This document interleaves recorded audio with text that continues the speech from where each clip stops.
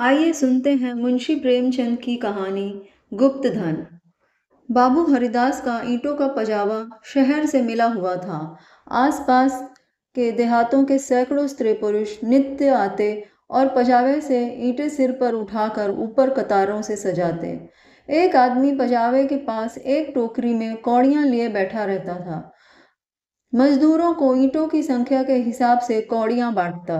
ईंटें जितनी ही ज्यादा होती उतनी ही ज्यादा कौड़ियां मिलती।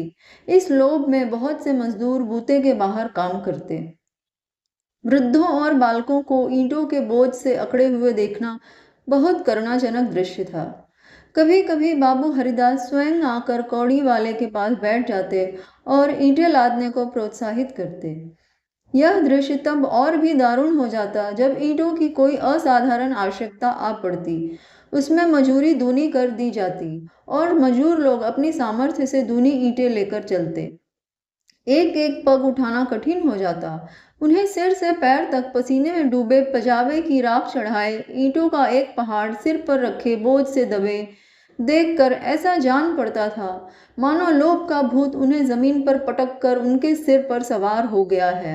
सबसे करुण दशा एक छोटे लड़के की थी जो सदैव अपनी अवस्था के लड़कों से दुगनी ईंटें उठाता और सारे दिन अविश्रांत परिश्रम और धैर्य के साथ अपने काम में लगा रहता। उसके मुख पर ऐसी दीनता छाई रहती थी। उसका शरीर इतना कृश और दुर्बल था कि उसे देखकर दया आ जाती थी। और लड़के बनिए की दुकान से गुड़ लाकर खाते।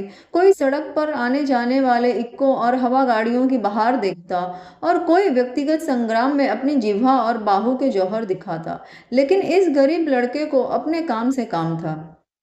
उसमें लड़कपन की न चंचलता थी, न शरारत, न खिलाड़ीपन, यहाँ तक कि उसके ओंठों पर कभी हंसी भी न आती थी। बाबू हरिदास को उसकी दशा पर दया आती। कभी कभी कौड़ी वाले को इशारा करते कि उसे हिसाब से अधिक कौड़ियां दे दो। कभी कभी वे उसे कुछ खाने को दे देते। एक दिन उन्होंने उस लड़के को बुलाकर अपने पास बैठाया और उसके समाचार पूछने लगे। ज्ञात हुआ कि उसका घर पास ही के गांव में है। घर में एक वृद्धा माता के सिवा कोई नहीं है और वृद्धा भी किसी पुराने रोग से ग्रस्त रहती है। घर का सारा भार इसी लड़के के सिर पर था। कोई उसे रोटियां बनाकर देने वाला भी न था। शाम को जाता तो अपने हाथों से रोटियां बनाता और अपनी माँ को खिलाता था। जाति का ठाकुर था। किसी समय उसका कुल धन धान्य संपन्न था। लेन देन होता था और शक्कर का कारखाना चलता था। कुछ जमीन भी थी, किंतु भाइयों की स्पर्धा और विद्वेष ने उसे इतनी हीनावस्था को पहुंचा दिया कि अब रोटियों के लाले थे। लड़के का नाम मगन सिंह था। हरिदास ने पूछा, क्या गांव वाले तुम्हारी मदद नहीं करते? मगन, वाह, उनका वश चले तो मुझे मार डालें। सब समझते हैं कि मेरे घर में रुपए गड़े हैं। हरिदास ने उत्सुकता से पूछा, पुराना घराना है, कुछ न कुछ तो होगा ही। तुम्हारी माँ ने इस विषय में तुमसे कुछ नहीं कहा? मगन, नहीं बाबूजी, एक पैसा भी नहीं। रुपए होते तो अम्मा इतनी तकलीफ क्यों उठाती? बाबू हरिदास मगन सिंह से इतने प्रसन्न हुए कि मजदूरों की श्रेणी से उठाकर अपने नौकरों में रख लिया। उसे कौड़ियां बांटने का काम दिया और पजावे में मुंशी जी को ताकीद कर दी कि इसे कुछ पढ़ना लिखना सिखाइए। अनाथ के भाग्य जाग उठे। मगन सिंह बड़ा कर्तव्यशील और चतुर लड़का था। उसे कभी देर न होती, कभी नागा न होता। थोड़े ही दिनों में उसने बाबू साहब का विश्वास प्राप्त कर लिया। पढ़ने लिखने में भी कुशल हो गया। बरसात के दिन थे। पजावे में पानी भरा हुआ था। कार बार बंद था। मगन सिंह 3 दिनों से गैर हाजिर था। हरिदास को चिंता हुई, क्या बात है, कहीं बीमार तो नहीं हो गया, कोई दुर्घटना तो नहीं हो गई। कई आदमियों से पूछताछ की पर कुछ पता ना चला। चौथे दिन पूछते पूछे मगन सिंह के घर पहुंचे। घर क्या था, पुरानी समृद्धि का ध्वंसावशेष था। उसकी आवाज सुनते ही मगन सिंह बाहर निकल आया। हरिदास ने पूछा, कई दिन से आए क्यों नहीं? माता का क्या हाल है? मगन सिंह ने अवरुद्ध कंठ से उत्तर दिया, अम्मा आजकल बहुत बीमार हैं। चाह कहती हैं अब न बचूंगी। कई बार आपको बुलाने के लिए मुझसे कह चुकी हैं, पर मैं संकोच के मारे आपके पास न आता था। जब आप सौभाग्य से आ गए हैं तो जरा चलकर उन्हें देख लीजिए, उनकी लालसा भी पूरी हो जाए। हरिदास भीतर गए। सारा घर भौतिक निस्सारता का परिचायक था। सुर्खी कंकड़ ईंटों के ढेर चारों ओर पड़े हुए थे। विनाश का प्रत्यक्ष स्वरूप था। केवल 2 कोठरियां गुजर करने लायक थीं। मगन सिंह ने एक कोठरी को और उन्हें इशारा से बताया। हरिदास भीतर गए तो देखा कि एक वृद्धा एक सड़े हुए काठ के टुकड़े पर पड़ी कराह रही है। उनकी आहट पाते ही आंखें खोली और अनुमान से पहचान गई। बोली, आप आ गए, बड़ी दया की। आपके दर्शनों की बड़ी अभिलाषा थी। मेरे अनाथ बालक के नाथ अब आप ही हैं। जैसे आपने अब तक उसकी रक्षा की है, वह निगाह उस पर सदैव बनाए रखिएगा। मेरी विपत्ति के दिन पूरे हो गए। इस मिट्टी को पार लगा दीजिएगा। एक दिन घर में लक्ष्मी का वास था। अदिन आए तो उन्होंने भी आंखें फेर ली। पुरखों ने इसी दिन के लिए कुछ थाती धरती माता को सौंप दी थी। उसका बीजक बड़े यत्न से रखा था, पर बहुत दिनों से उसका कहीं पता ना लगता था। मगन के पिता ने बहुत खोजा पर न पा सके, नहीं तो हमारी दशा इतनी हीन न होती। आज 3 दिन हुए मुझे यह बीजक आप रद्दी कागजों में मिल गया। तब से उसे छिपा कर रखे हुए हूँ। उसी से ठिकाने का भी पता चलेगा। अवसर मिले तो उसे खुदवा डालिएगा, मगन को दे दीजिएगा। यही कहने के लिए आपको बार बार बुलवाती थी। आपके सिवा मुझे किसी पर विश्वास न था। संसार से धर्म उठ गया, किसकी नीयत पर भरोसा किया जाए। हरिदास ने बीजक का समाचार किसी से न कहा। नीयत बिगड़ गई, दूध में मक्खी पड़ गई। बीजक से ज्ञात हुआ कि धन उस घर से 500 डग पश्चिम की ओर एक मंदिर के चबूतरे के नीचे है। हरिदास धन को भोगना चाहते थे, पर इस तरह की किसी को कानो कान खबर न हो। काम कष्ट साध्य था। नाम पर धब्बा लगने की प्रबल आशंका थी, जो संसार में सबसे बड़ी यंत्रणा है। कितनी घोर नीचता थी। जिस अनाथ की रक्षा की, जिसे बच्चे की भांति पाला, उसके साथ विश्वासघात। कई दिनों तक आत्मवेदना की पीड़ा सहते रहे। अंत में कुतर्कों ने विवेक को परास्त कर दिया। मैंने कभी धर्म का परित्याग नहीं किया, न कभी करूँगा। क्या कोई ऐसा प्राणी भी है जो जीवन में एक बार भी विचलित न हुआ हो? यदि है तो वह मनुष्य नहीं, देवता है। मैं मनुष्य हूँ। मुझे देवताओं की पंक्ति में बैठने का दावा नहीं है। मन को समझाना, बच्चे को फुसलाना है। हरिदास सांझ को सैर करने के लिए घर से निकल जाते। जब चारों ओर सन्नाटा छा जाता तो मंदिर के चबूतरे पर आ बैठते और एक कुदाली से उसे खोदते। दिन में 2-1 बार इधर उधर ताक झांक करते कि कोई चबूतरे के पास खड़ा तो नहीं है। रात की निस्तब्धता में उन्हें अकेले बैठे ईंटों को हटाते हुए उतना ही भय होता था जितना किसी भ्रष्ट वैष्णव को आमिष भोजन से होता है। चबूतरा लंबा चौड़ा था। उसे खोदते 1 महीना लग गया और अभी आधी मंजिल भी तय न हुई। इन दिनों उनकी दशा उस पुरुष की सी थी जो कोई मंत्र जगा रहा हो। चित्त पर चंचलता छाई रहती। आंखों की ज्योति तीव्र हो गई थी। बहुत गुमसुम रहते, मानो ध्यान में हो। किसी से बातचीत ना करते। अगर कोई छेड़ कर बात करता तो झुंझला पड़ते। पजावे की ओर बहुत कम जाते। विचारशील पुरुष थे। आत्मा बार बार इस कुटिल व्यापार से भागती। निश्चय करते कि अब चबूतरे की ओर न जाऊंगा, पर संध्या होते ही उन पर एक नशा सा छा जाता। बुद्धि विवेक का अपहरण हो जाता। जैसे कुत्ता मार खाकर थोड़ी देर के बाद टुकड़े की लालच में जा बैठता है, वही दशा उनकी थी। यहाँ तक कि दूसरा मास भी व्यतीत हुआ। अमावस की रात थी। हरदास मलिन हृदय में बैठी हुई कालिमा की भांति चबूतरे पर बैठे हुए थे। आज चबूतरा खुद जाएगा। जरा देर तक और मेहनत करनी पड़ेगी। कोई चिंता नहीं। घर में लोग चिंतित हो रहे होंगे, पर अभी निश्चित हुआ जाता है कि चबूतरे के नीचे क्या है। पत्थर का तहखाना निकल आया तो समझ जाऊंगा कि धन अवश्य होगा। तहखाना न मिले तो मालूम हो जाएगा कि सब धोखा ही धोखा है। कहीं सचमुच तहखाना न मिले तो बड़ी दिल्लगी हो। मुफ्त में उल्लू बनूंगा। पर नहीं, कुदाली खट खट बोल रही है। हाँ, पत्थर की चट्टान है। उन्होंने टटोल कर देखा। भ्रम दूर हो गया। चट्टान थी। तहखाना मिल गया। लेकिन हरिदास खुशी से उछले कूदे नहीं।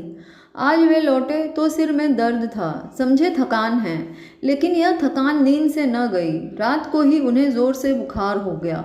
3 दिन तक ज्वर में पड़े रहे। किसी दवा से फायदा न हुआ।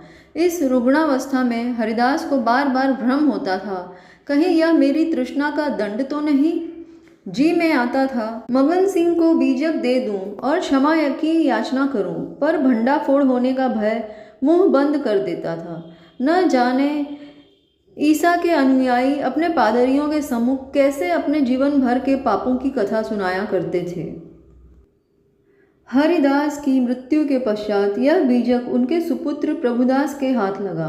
बीजक मगन सिंह के पुरखों का लिखा हुआ था, इसमें लेश मात्र भी संदेह न था। लेकिन उन्होंने सोचा, पिताजी ने कुछ सोचकर ही इस मार्ग पर पग रखा होगा। वे कितने नीतिपरायण, कितने सत्यवादी पुरुष थे।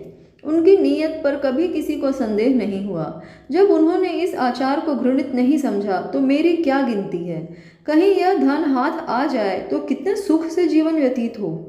शहर के रईसों को दिखा दूं कि धन का सदुपयोग क्यों कर होना चाहिए। बड़ों बड़ों का सिर नीचा कर दूं, कोई आंखें न मिला सके। इरादा पक्का हो गया। शाम होते ही वे घर से बाहर निकले। वही समय था, वही चौकन्नी आंखें थी और वही तेज कुदाली थी। ऐसा ज्ञात होता था मानो हरिदास की आत्मा इस नए भेष में अपना काम कर रही है। चबूतरे का धरातल पहले ही खुद चुका था, अब संगीन तहखाना था। जोड़ों को हटाना कठिन था। पुराने जमाने का पक्का मसाला था।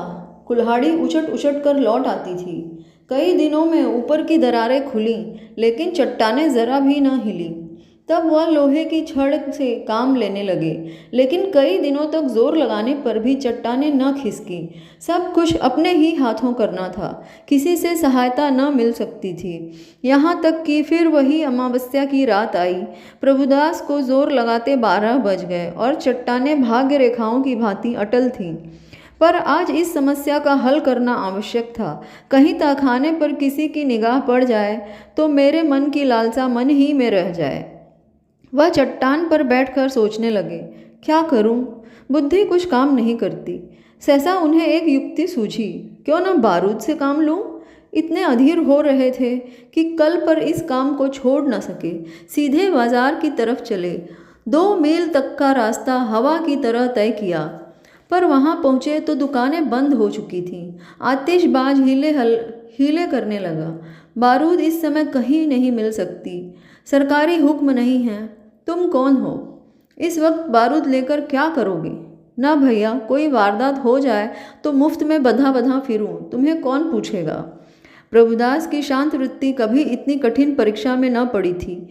वे अंत तक अनुनय विनय ही करते रहे, यहाँ तक कि मुद्राओं की सुरीली झनकार ने उसे वशीभूत कर लिया। प्रभुदास यहाँ से चले तो धरती पर पांव न पड़ते थे। रात के 2 बजे थे। प्रभुदास मंदिर के पास पहुँचे। चट्टानों की दराजों में बारूद रख पतीला लगा दिया और दूर भागे। एक क्षण में बड़े जोर का धमाका हुआ। चट्टान उड़ गई। अंधेरा गार सामने था, मानो कोई पिशाच उन्हें निगल जाने के लिए मुंह खोले हुए है। प्रभात का समय था। प्रभुदास अपने कमरे में लेटे हुए थे। सामने लोहे के संदूक में 10,000 पुरानी मोहरें रखी हुई थी। उनकी माता सिरहाने बैठी पंखा झल रही थी।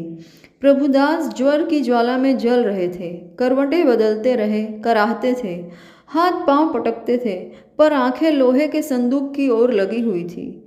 इसी में उनके जीवन की आशाएं बंद थी।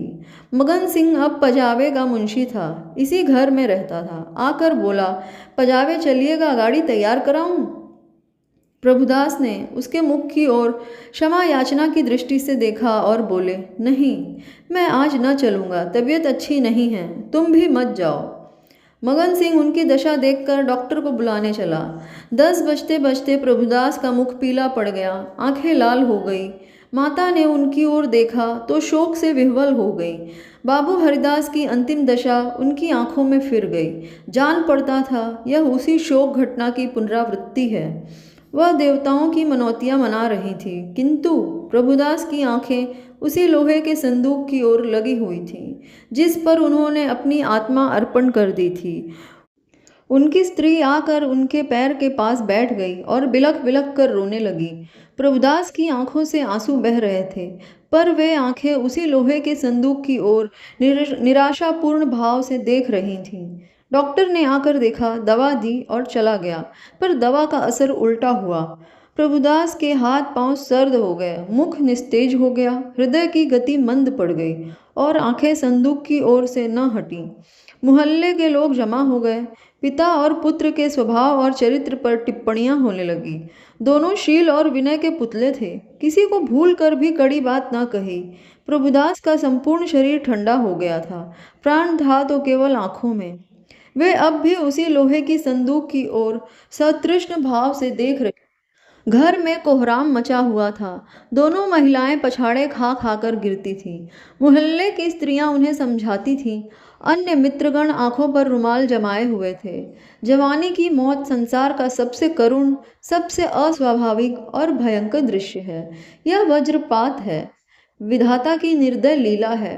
प्रभुदास का सारा शरीर प्राणहीन हो गया था, पर आंखें जीवित थीं। वे अब भी उसी संदूक की ओर लगी हुई थीं। जीवन ने तृष्णा का रूप धारण कर लिया था।